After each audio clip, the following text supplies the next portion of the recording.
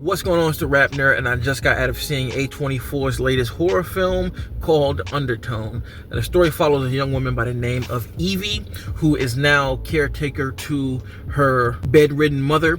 And on her downtime, she hosts a podcast with a friend named Justin, following creepy real-life stories, and they kind of go back and forth talking about if it's real or fake. And it's clear they've been doing this for some time, so we're now with them on a new episode, and as they start to unravel this story that they were sent in, they realize the rabbit hole goes deeper and it starts to hit closer to home.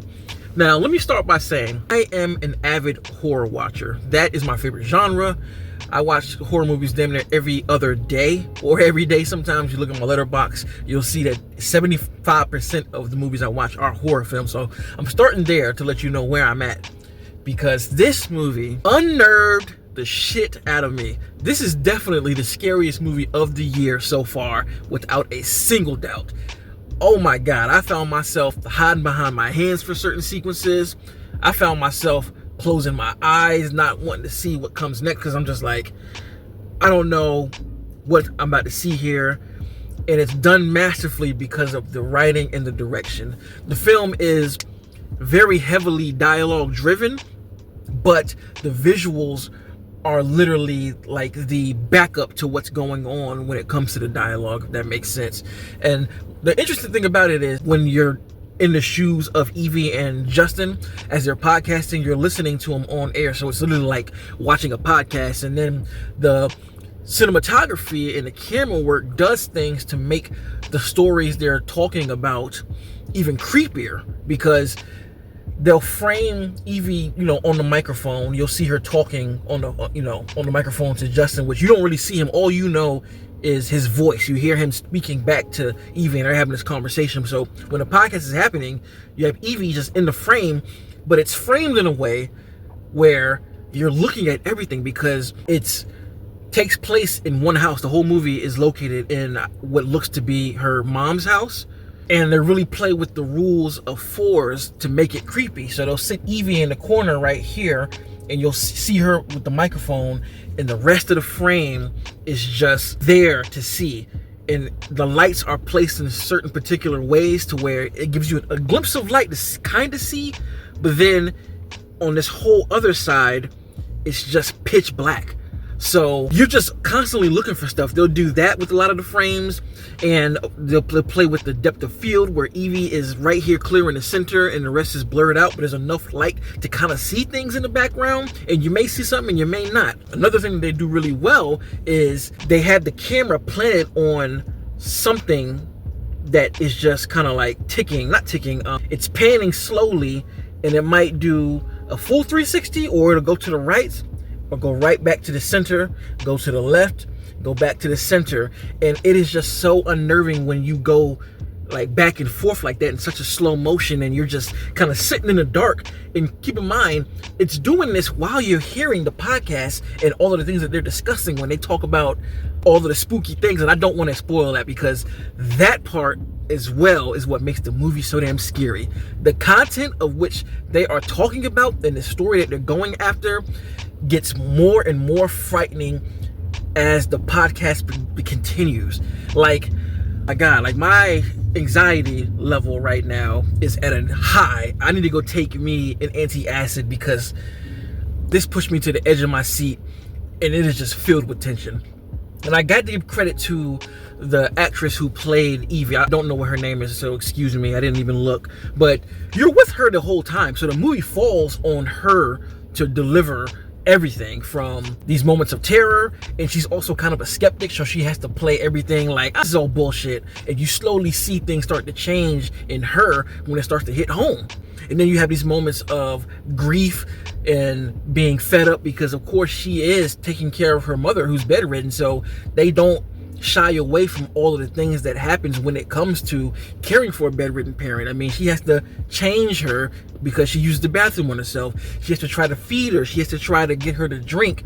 And you can see the frustration that she wears, while also trying to block it out, because like, this is my mom, I love her, I grew up with her, but this shit is a lot, having to deal with this on a day-to-day basis. So the podcast for her is kind of an escape from that, but she soon finds out that escape actually isn't that when the rabbit hole gets deeper. And since it is a podcast, the sound here is another big factor that makes the movie just work.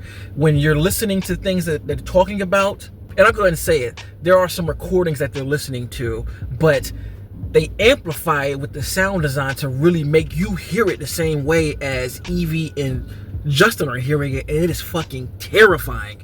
Oh my God. You see it's bright out here. I saw it early in the morning, so I'm actually glad I saw it, because this actually would have scared the hell out of me, and it would have been a rough time trying to go to sleep, because this definitely is following me out of the theater in my head, because I can't get this out of my damn brain. It was so frightening. Oh my God, man. And I just love how relentless it is in its slow build. Like, it just slowly just keeps building and building and building, and there never was a boring moment, because that's one of the things that I was afraid about, because knowing it's going to be a podcast reference show, I was hoping there were going to be many dull moments, but man, no dull moments at all.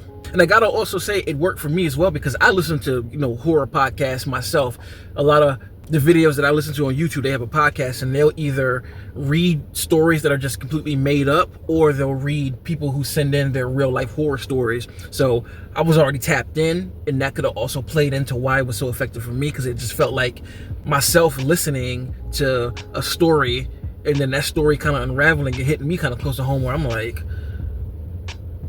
oh shit. And I gotta continue to give the writing director his flowers here, because the cinematography was done so well and executed so effectively, and that in itself just made this film scary as shit. Now, I can wholeheartedly see if somebody watches this and they say it's not scary, then I won't refute that if you don't think it's scary, but for me, it did work, because this is a movie that once you're pulled into the shit, it just holds you until the end. And oh my God, the end, the last 10 minutes of this film are literally nightmare fuel. I'll tell you this, tonight, when I go in a room, I'm closing the door, locking it, and I'm not coming back out, because, oh. So as I was editing the video, I wanted to touch on the ending, because I didn't see that I said anything about it at the time, but I want to speak about it because it is jarring the way it comes to a conclusion, and I can see audiences being split down the middle of how they felt about the ending. I don't think it like ruins the movie at all, but I just know there are folks out there who prefer certain endings. And when I first experienced it, just left me sitting in my seat with my jaw dropped, just recanting everything I just saw. And even more so once you leave the theater and are thinking about it, because the film is like telling the singular story on the front end, but there's definitely a story under that being told as well, because there's just a lot of imagery and information given to you throughout, you know, from the opening sequence where you get a lot of static shots of excerpts from books and images on the wall, pictures within the house. There are a lot of religious things that you see, from inverted crosses to some Mother Mary statues. And there are even these weird drawings that Evie is drawing throughout the film as well.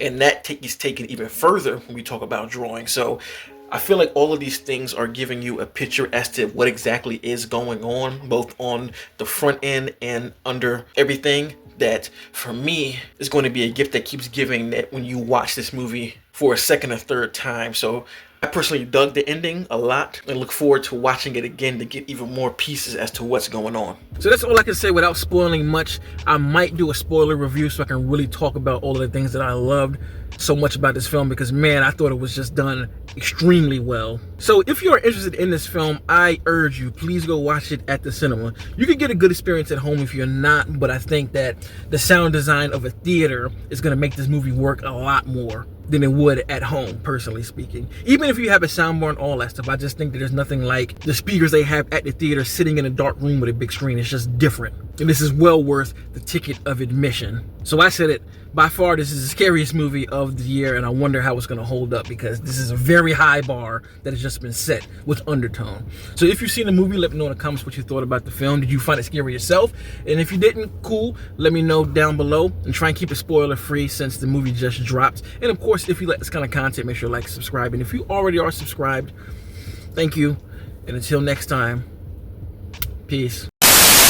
RapNerd Productions, no capping, that's word to mommy. Instead of banking on it, now rapping is just a hobby.